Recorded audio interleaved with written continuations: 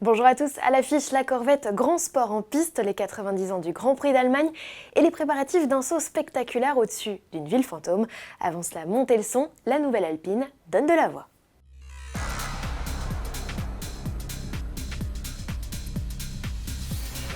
Dernière ligne droite pour Alpine, dans quelques mois la berlinette du 21e siècle fera son apparition officielle. Exit le concept vision, proche à 80% de la réalité. C'est bel et bien la version définitive qui se présentera à nous en fin d'année lors d'un événement dédié. Alpine se nomme en effet le mondial à la rentrée.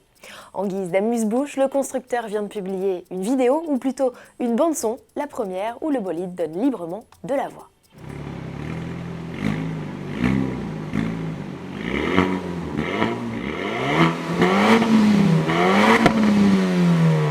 Une part de mystère plane toujours autour de la motorisation. Selon nos informations, il pourrait s'agir du bloc 1,6 litre turbo de la Clio RS réalisé à 1,8 litre. La puissance pourrait se situer autour des 300 chevaux. L'Alpine 2.0, son nom définitif reste encore un secret, sera vendue dès la mi-2017 via un réseau de concessionnaires Renault passionnés à un tarif proche des 50 000 €. Enfin, on l'espère. La Corvette Grand Sport est de retour à l'occasion du Salon de Genève 2016. Chevrolet a présenté une nouvelle édition de sa sportive. Dérivée de la C7, elle s'intercale dans la gamme entre la Stingray et la furieuse Z06. Elle pique d'ailleurs à chacune d'elles quelques éléments. Le V8 6 litres de 466 chevaux pour la première, le pack aérodynamique performance pour la deuxième. Un look agressif qui s'accompagne de réglages châssis plus orientés piste. Et c'est justement sur le circuit d'Atlanta que l'on retrouve la GT.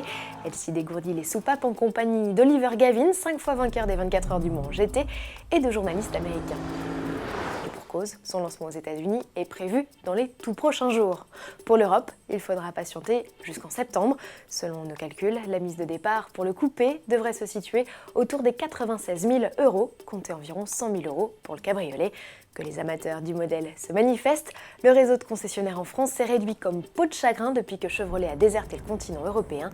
Un retrait qui compromet la carrière du modèle dans l'Hexagone, mais aussi de la gamme, dont la nouvelle Camaro. Du gâchis, comme l'ont dénoncé nos confrères de Sport Auto dans leur dernier numéro en kiosque ce 29 juillet, avec en guest la Z06. Deux infos en bref, pour finir avec, pour commencer cette vidéo, des préparatifs du saut en longueur de Bryce Menzies. Cet américain, pilote de truck de profession, s'est lancé un défi, celui de sauter au-dessus d'une ville fantôme au volant de son pick-up. Il espère ainsi battre le record du monde de saut en camion, actuellement de 101 mètres. L'événement sera diffusé en live et en exclusivité sur Red Bull TV le 27 août. Et pour finir, de la F1 avec cette jolie vidéo mettant en scène Nico Rosberg, Nico Hülkenberg et Pascal Wehrlein. Les pilotes allemands, dont les monoplaces sont toutes motorisées par Mercedes, se sont retrouvés sur le circuit d'Hockenheim, ex-piste d'essai du constructeur à l'étoile, histoire d'y fêter un événement, les 90 ans du premier Grand Prix d'Allemagne. Épreuve qui, en 1926, voyait déjà une Mercedes sur la plus haute marche du podium grâce à Rudolf Caracciola. Pour l'occasion, la firme à l'étoile avait sorti de son musée quelques trouvailles, la W125 de 1934, la W196 de 1954, la McLaren MP4-13 de 1998 et la W05 hybride, championne du monde en 2014.